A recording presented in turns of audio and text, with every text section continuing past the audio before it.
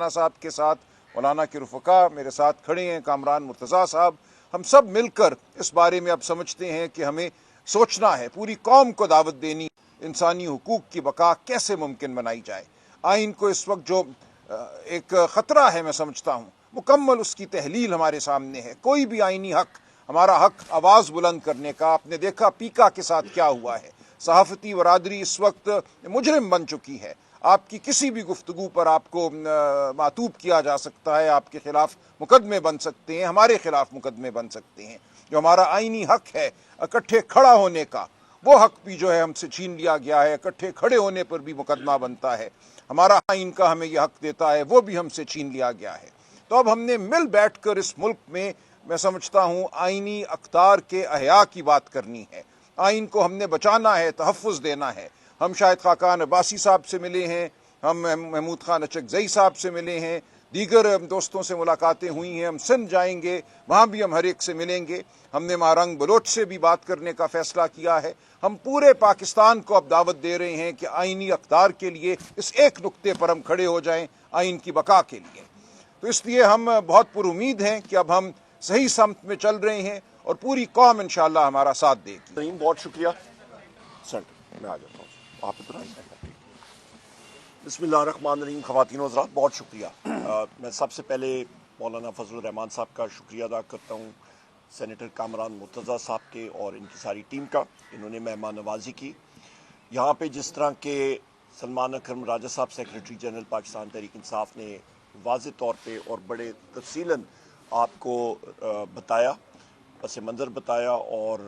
بتایا کہ ہم لوگ جمہوریت کی فلاح و بہبود کے لیے، جمہوریت کے فروغ کے لیے یہاں پہ آئے ہیں، اور اس وقت جو بنیادی چیزیں تھیں حکومت کے ساتھ، وہ ساری چیزیں ہم نے بتائیں مولانا صاحب کو۔ جو انسٹالڈ گورنمنٹ ہے کہ انہوں نے وعدہ کیا تھا کہ وہ وزیر اعظم عمران خان صاحب سے ہماری ملاقات کرائیں گے ان مانیٹرڈ ماحول میں، وہ نہیں ہو سکی۔ میرے ساتھ یہاں پہ صاحبزادہ حامد رضا صاحب ابھی کھڑے تھے، وہ ابھی میرے خیال یہیں فون سن رہے ہیں۔ ان کے مدرسے پہ ان کو اریسٹ کرنے کا پورا ایک پلان تھا، اور پلان کیا ایکسیکیوٹ ہوا۔ وہاں پہ تقریباً 4 ڈی ایس پیز اور 150-200 پولیس والے آ کے انہوں نے ہوا بولا، دھاوا بولا، اور وہاں سے بڑی مشکل سے وہ نکل کے آئے۔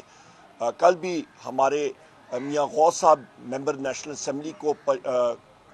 لاہور میں ڈیفنس میں سے ان کو وہاں سے اریسٹ کیا گیا، ان کو چار دیواری کو پامال کیا گیا، دروازے توڑے گئے۔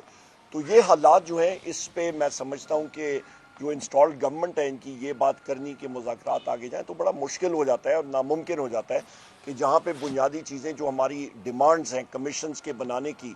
آپ کے 26 نومبر کی، 9 مئی کی، وہ نہیں بنی، اور اس کے ساتھ ساتھ پھر جو ہمارے اسیران کی رہائی آئین اور قانون کے مطابق، وہ اس کے اوپر کوئی وہ نہیں ہو۔ اور سب سے اہم بات یہ ہے کہ جو صاحبزادہ حامد رضا صاحب کے مدرسے پہ ریٹ، اور اس کے ساتھ ساتھ صرف ایک بات کرنی تھی کہ ہم لوگ یہ کمیشنز بنانے جا رہے ہیں، اور ان کو ہم نے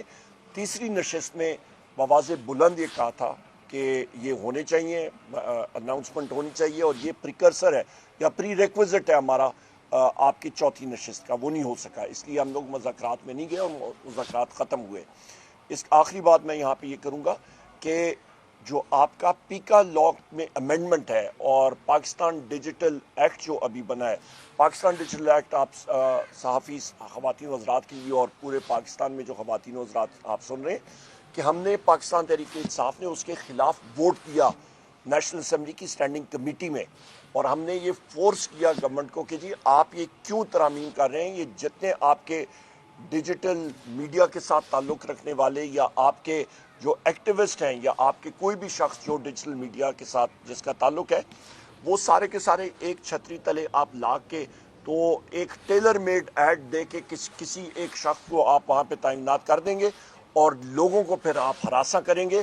یہ ماڈل پاکستان میں اس وقت جو چل رہا ہے، یہ بالکل